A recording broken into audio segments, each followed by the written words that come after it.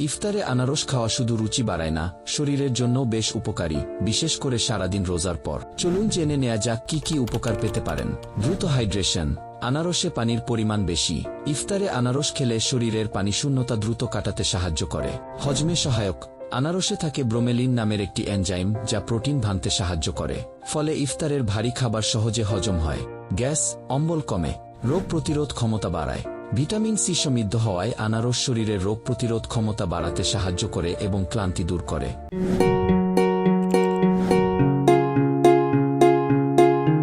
কোষ্ঠকাঠিন্য কমাতে সহায়ক। আনারসে থাকা ফাইবার অন্ত্রের গতি স্বাভাবিক রাখতে সাহায্য করে। ওজন নিয়ন্ত্রণে সহায়ক। কম ক্যালোরি ও বেশি পানি, ফাইবার থাকার কারণে আনারস পেট ভরায়, অতিরিক্ত খাওয়া কমায়। কিভাবে খাবেন? ইফতারে ফলের প্লেটে কয়েক টুকরো তাজা আনারস রাখুন। আনারস, পুদিনা, লেবু দিয়ে চিনি ছাড়া স্মুদি বানাতে পারেন। লবণ বা চাট মশলা বেশি না দেয়াই ভালো। সতর্কতা: ডায়াবেটিস থাকলে পরিমাণ নিয়ন্ত্রণে রাখুন। অতিরিক্ত খেলে অম্বল বা মুখে জ্বালা হতে পারে।